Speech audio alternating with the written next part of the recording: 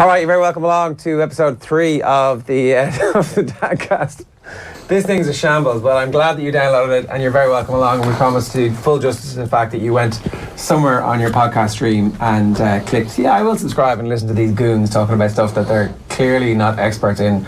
With us is the usual crew. Nathan still bragging about how well his newborn is sleeping. Adrian, who won't be doing that much bragging because, you know, pride before a fall and all that. And Dave, how are you? Good. Yeah? Not a bother. Sleeping great. Everyone's sleeping great. Oh. How Do we have a sleep? We should have some sort of an interactive graphic of sleep gained during the week. You know those accidents, those sites that have the 0 days since accidents. We could have like a 0 days since anybody actually slept the whole way through. Try not to break the studio there, Nathan. You're the obviously most recent person who's had a child here. Yes. How is everything still going? Everything is still going swimmingly. 5 weeks down. My vague memory of the other two is that after 6-7 weeks, that's when things properly calm down. That they sort of get into a definite pattern, and so I'm hoping that it's only going to get better from here on in until we hit the next stage of teething and terribleness. Teething is still actually going on because then they lose their teeth and then the new teeth come, and it's like if they had trouble teething as a baby. Yeah. So this no one told me this. 7-year-old, like big red face and nearly off school. When their new teeth are coming down, there's teething involved. There was, yeah. Now it's obviously not as bad. There's no screaming and there's no like shitty nappies you have to change anymore. Thank God. But one thing that happened to me during the week was we were talking about hospitals and like how often we'd been to Temple Street and all that kind of stuff, and it just came up in conversation. And then he was in for 3 days that time, and I was like, no memory, just no recollection of it lasting 3 days. And then it's like, no, we were upstairs in that ward in Temple Street. I was like, vague recollection of visiting you there, you know, a few times, but that was it. Do you remember all the times you've been to hospital? I've had to go once, so it's clear in my memory. It's not that long ago actually, and he had developed. So I was at home, my wife was at work, and I was putting his pajamas on. I spotted these little red dots. It's like, oh, that's interesting. I don't know what they're. I've seen the ad on TV. In typical bloke fashion, sort of. Look, put his pajamas on. Be grand, put it to bed. I'll mention it to Wing when she comes home. And then, anyway, she was working very late, and I thought, actually, I managed to remember it about an hour and a half later. I thought I'd ring her. So she started telling me about the tumbler test. Yeah. So I thought, all right, I'll give this a bash. I went in, sort of, he was asleep, put the glass down. Shit, right. So the spots are still red, is this a good thing? Or no, that's not a good thing. Right. So rang a doctor friend, and he was like, look, the thing about it is, whoever's looking at this you're going to have to go into the hospital to get it checked out either way. Like, that's just what's going to happen now. So, and it was like, look, you could go to bed, get it all done tomorrow. I'm like, look, no matter what happens, there's no way I can't physically go into bed now and go to sleep while this is on my mind, thinking the child might have meningitis. I'll just go in and grab Second kid you can, it's okay. Kid number 3, you're like, next week we'll get an appointment. Get a good night's sleep in first, because you could be there for a while. Yeah. Anyway, so I went in, went in about 11 o'clock. We'd given him loads of water on the way in on the assumption that at some point or another he was going to have to pee. And so we thought we were well ahead of ourselves, got seen pretty quickly, everything sort of went pretty well. And was it busy? No, it was sort of half, it might have been about 11, half 11 by the time we got in. We were seen pretty quickly, to be fair. It was all pretty stress-free in that way. But it was just so the doctor at one point goes, gives us this little pee cup and was like, okay, so we just need you to get him to pee into that. I'm like, all right, the child is like 18 months old. How do you propose this happens? I could just envisage myself running around the hospital after your mum with the nappy off. No! His hose pipe. So we got him, we perched him up. He thought all his Christmas would come at once. We gave him biscuits and sort of Peppa Pig and whatever the hell else he wanted, and we perched him up and put the little tumbler underneath him. And hey presto, 4 hours later, he fucking peed in the cup. Like, what the hell? But it's like 3 in the morning at this stage. Yeah, half 3, 4 o'clock. Yeah, it was at 3 o'clock in the morning. Yeah, and everything was totally fine. He had HSP. I don't know if you guys have ever come across that before. It was like some sort of a mild virus that he had, and we had to go back to the doctor once a week after that. Actually, it reminds me, I must be due. I'll visit sometime soon. But we had to go back to the doctor once a week. We had to go back with a pee cup every time, but at least we would get it the night before. Do the same routine, put the pee cup up at his Mickey and sort of put on Peppa Pig, and knock yourself out, dude. But yeah, that's really my only. I have to say, so far, touch wood, nearly 2 years. Quite a few. I remember the first one with my eldest. I can't actually remember what happened to him. May have fell, something like that. But anyways, he was only about 3 months old, so it was obviously he may have just literally had a slight bang on the head, or maybe at a small temperature or something. But either way, he was going straight into Crumlin. Yeah. I was in work in my previous job upstairs in Today FM, and it was about 7:10, and you were kind of a one-man band up there. So my wife rang me and said, "Listen, I'm bringing him in. You need to come in." So I went, fine. Rang my boss, John Duggan, and said, "Listen, gotta go. There's nothing happening. It's a Thursday night. It's perfectly fine." He's like, "Yeah, grand, whatever. Fine, go." So I'm sitting in Crumlin, watching Sky News, waiting. Breaking news. Alex Ferguson has announced his retirement from Manchester United. I'm like, ooh. Probably the sort of thing we should be reporting on. Probably the You're pre-recorded bulletin going. In team news ahead of the Aircom League match. Exactly. Literally, that is what it was. I was like, ooh, that's just unfortunate timing right there. We spent a Christmas actually which again, I sort of forget about, when our middle child now was his first birthday. We spent Christmas Eve in hospital with him.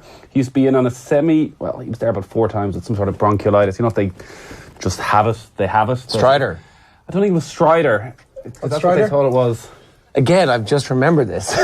So our eldest so Strider is like where they're dying. They're like, they have this the wheeze of a dying person, their last breath, but they're totally fine. Right. It's just this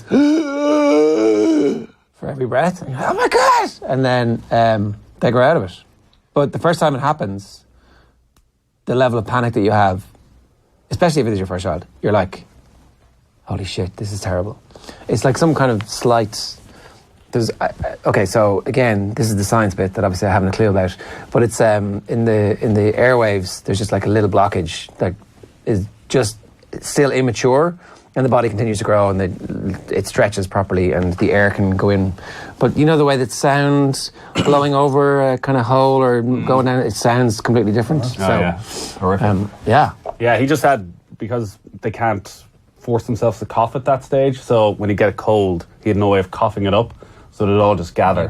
The mucus would be there, so they'd have to go in and put the nebulizer on him. Oh yeah. So what age? He would have been about 6-7 months at that stage. So it was his first Christmas Eve. He literally spent, and I think he was released at about 3 o'clock on Christmas Day. Oh, the nebulizer. We also had that. Oh my! Well, the worst thing about the nebulizer is, these are paid medical professionals. You do it. They force you to give them the nebulizer. So what you have is it? to Explain what it is. It's a gas mask. It's a gas mask. Okay. But you have to put it on your 7-month-old sucking all child. the mucus and all up? Hold your child down. Or just allows them to breathe. The system. Okay. So as far as I know, it's one of those stanozolol or whatever those, whatever's in the inhalers, basically. Get you up the mountain. Okay. Yeah. A VPO. So that's what our nebulizer was. That nebulizer. I don't know if there's different things that they do in, but I've now remembered too, wrestling. Oh. And she's screaming and inconsolable because you're ruining her life by putting this tiny little mask on her face. And then eventually you just certainly the second time you get there, you hold the head really hard and push it on, and the thing goes off, and you count to 10. Is it? Oh, at least. Or is it a minute? Oh, it is. They're reeling from this, but actually, and then it comes off, and they're like, "Can you not do it when they're asleep?" Let's go now. No, because the second you put it on, so I think you try and put it on maybe. And also, when they're you've gone to the hospital because it's got to the point where you can't. It feels unbelievably urgent, but then eventually your GP goes, "If you're ever really in an emergency, you can give them 10 puffs of the inhaler, and it's the same as a nebulizer." I was like, "What? Really?" So that saved us a lot of trips to Temple Street as time went on. Definitely, that was. So we were there a lot for nebulizers. The first one. With the third one, he had an eye infection that they said, "Oh, this could be brain damage." Woof. And you're like, "What?" And then you go into Temple Street and nah, it's going to be grand. Here's a little cream. I can't remember. Google. Somewhere along the way. No, definitely not.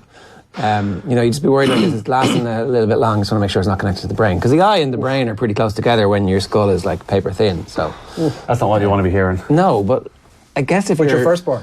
This is third. Right. So at that point you were like...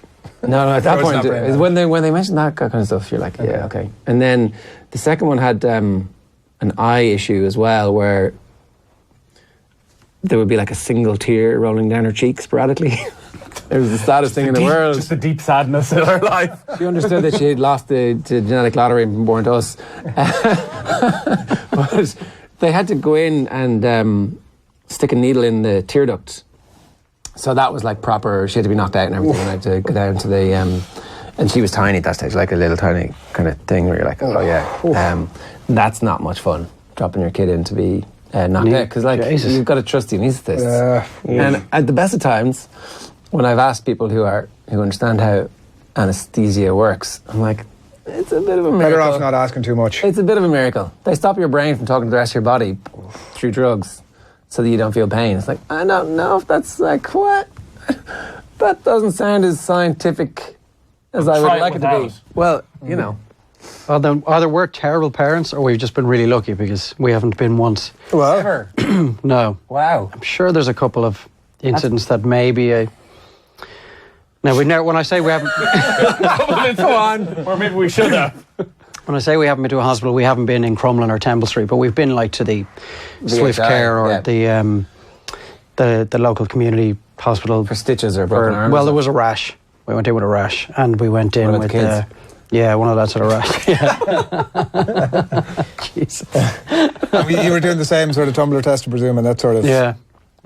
And we were again shortly after that. I just can't remember what that was about.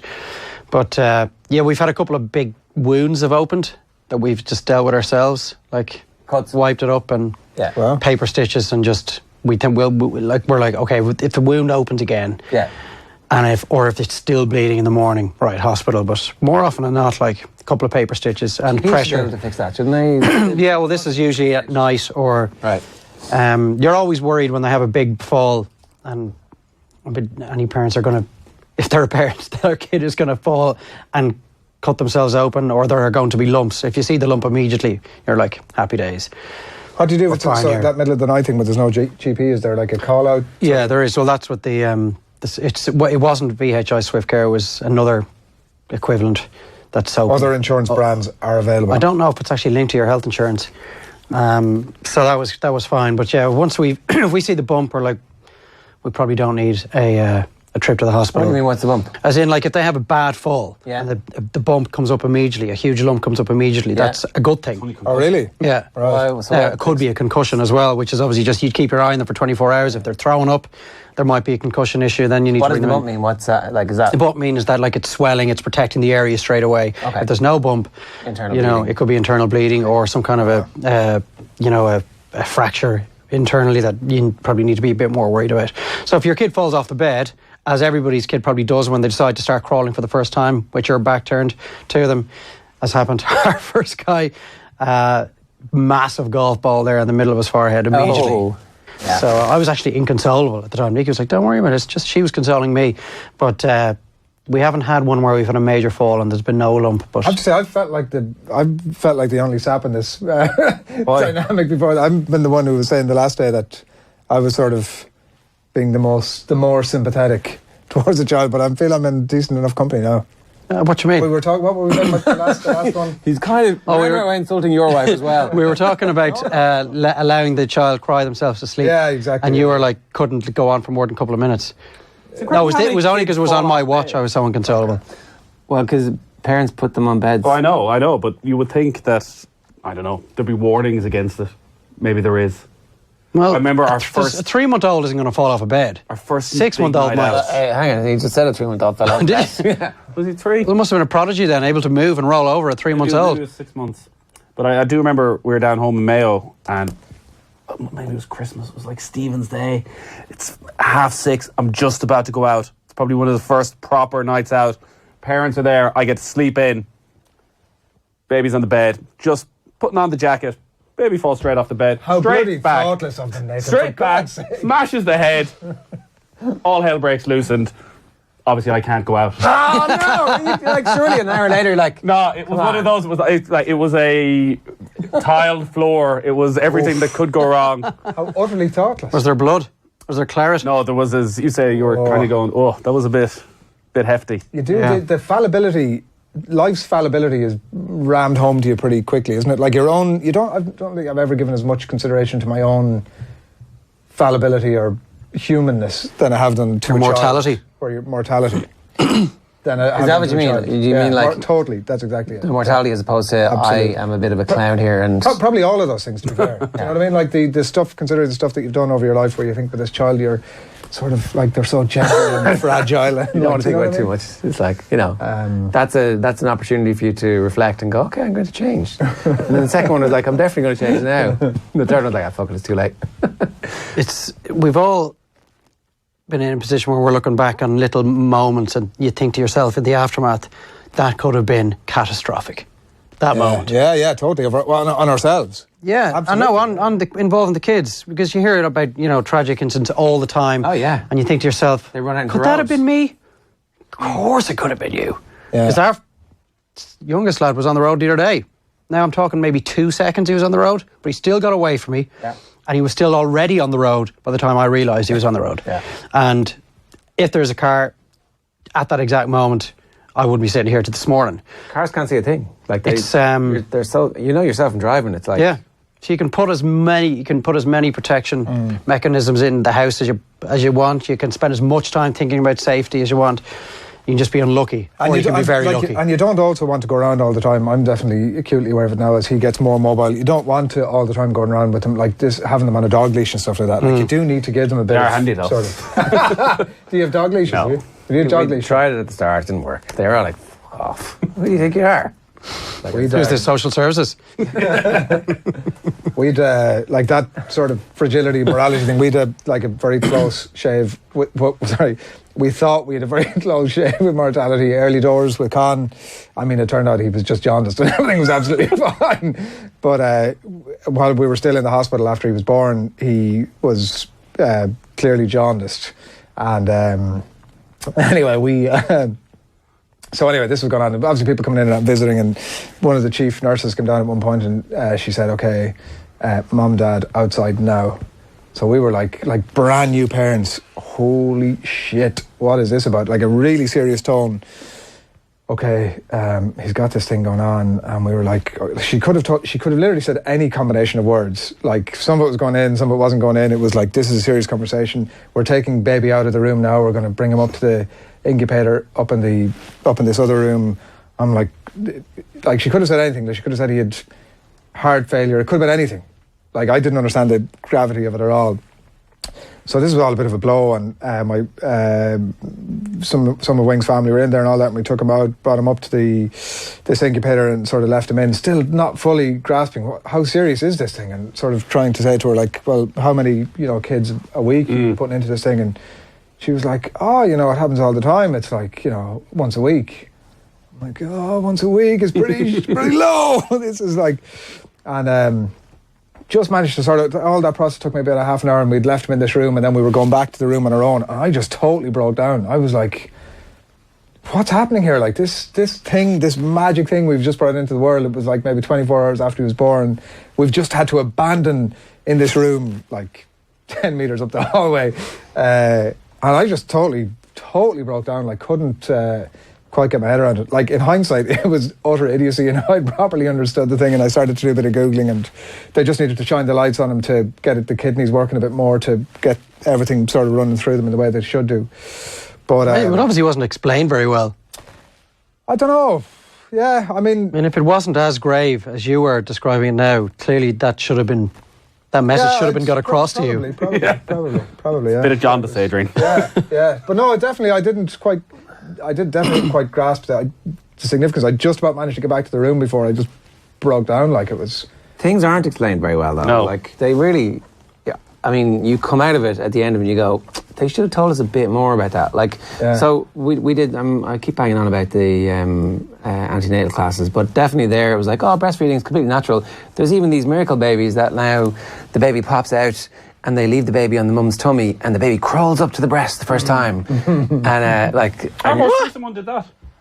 Literally did that. That's what they're supposed to do, though. Yeah, she put her on, and she crawled up and was straight away.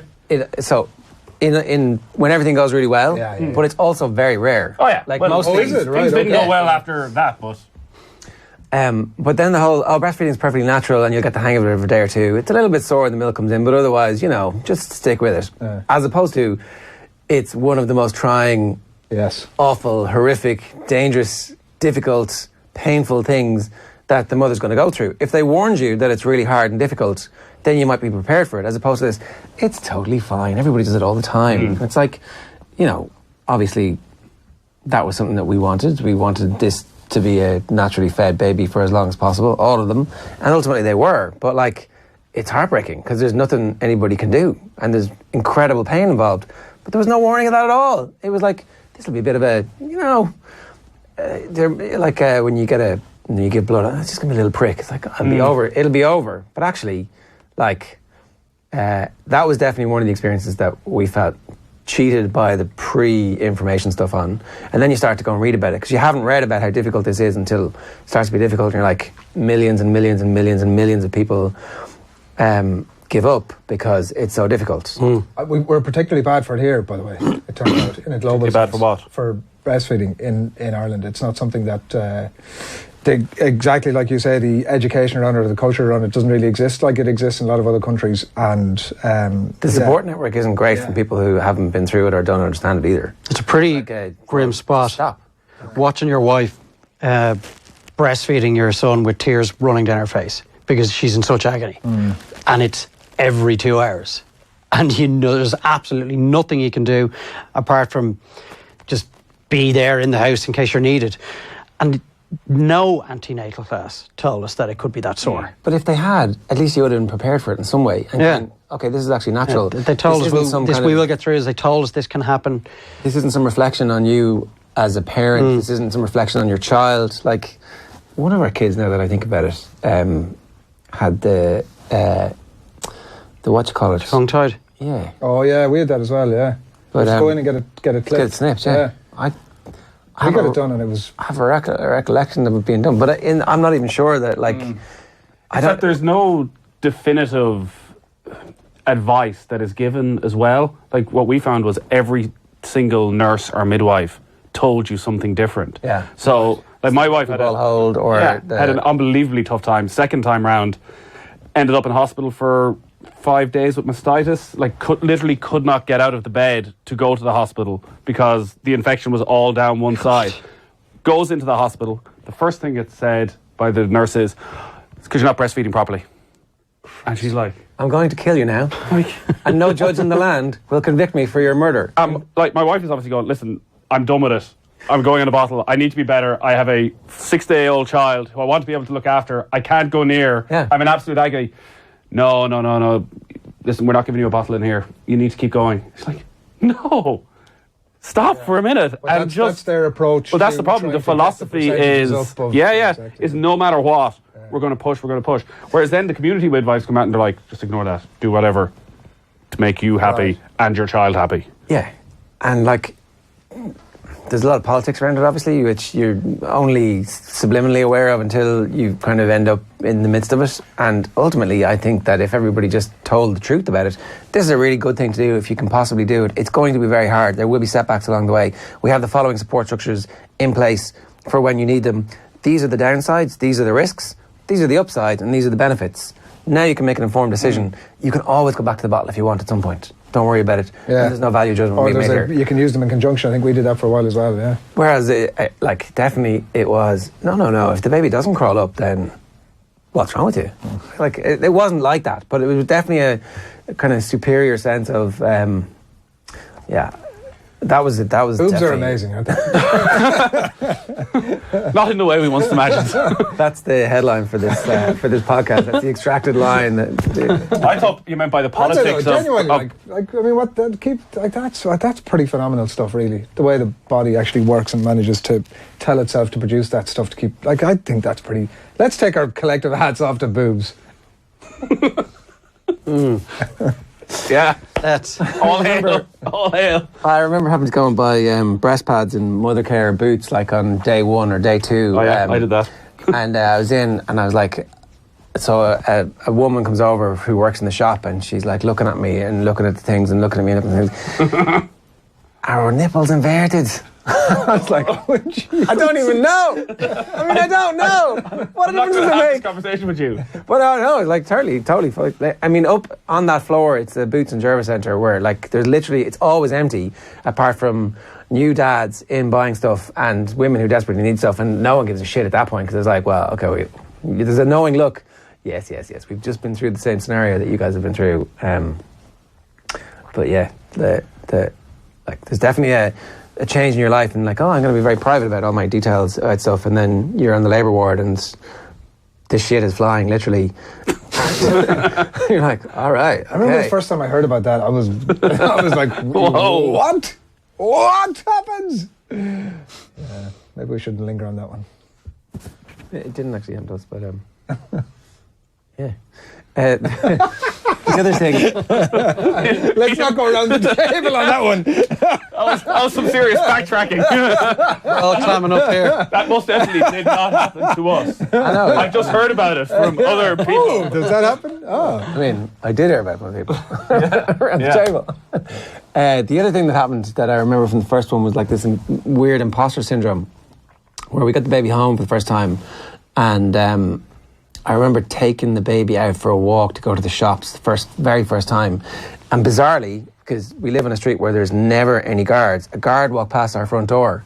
Like, well, actually, I was kind of about 5 yards down from our house, so he hadn't seen me coming out of the house. And I was like, if this guard stopped me now and said, that's not your baby, I would have I couldn't possibly, I couldn't explain anything about this child. I know nothing about it. It's like, is that yours? I mean, I hope so, but...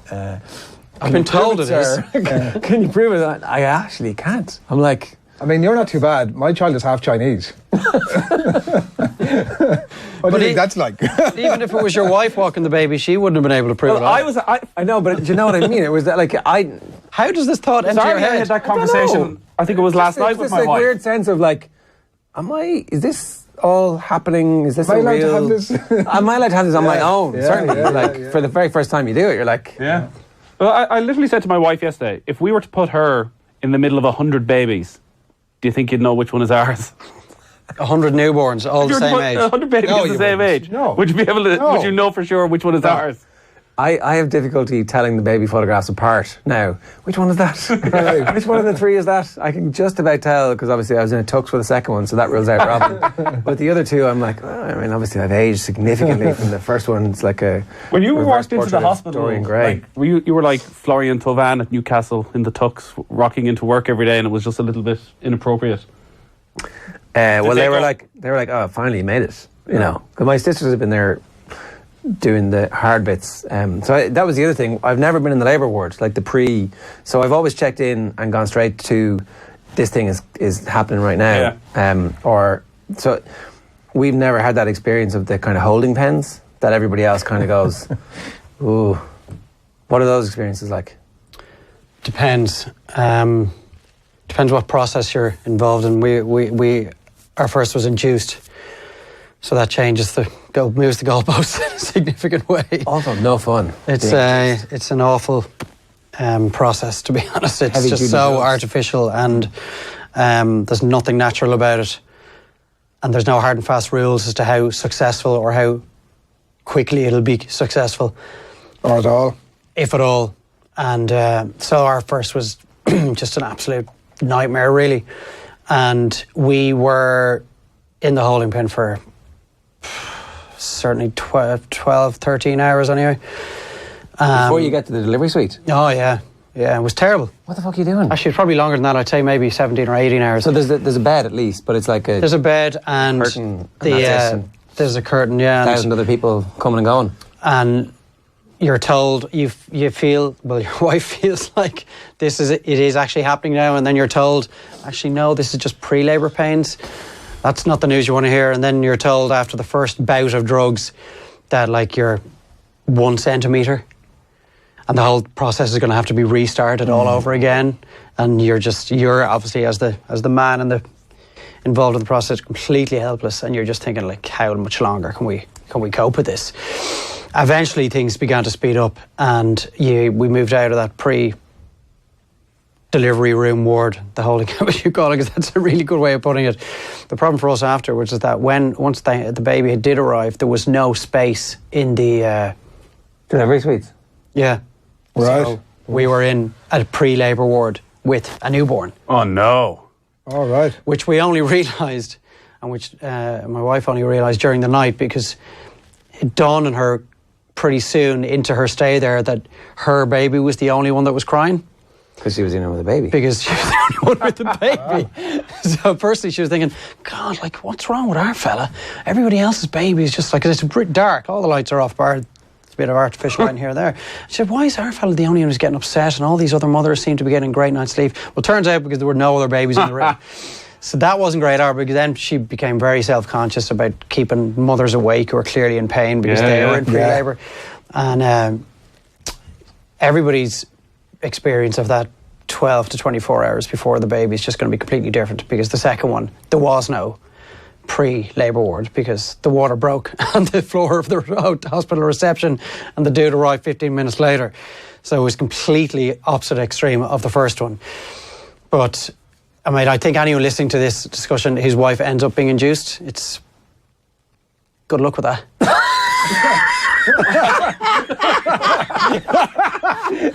As a broad stroke, by the way, all of you. I'll say that our child was induced 5 weeks ago, and it wasn't that bad. Okay, good Okay, man. right. So, but we were in the Of proof that there is a full spectrum. we were in that holding pen for about 8 hours. But the weird thing was, so there's lots of things going on, because everybody, there could be 15, 16 women in that holding pen, all of whom at different stages, some of whom have been in the hospital for a couple of months at this stage and have sort of been moved around, and some of them are on the verge, and you're there wondering, like, there wasn't much happening when we went in first.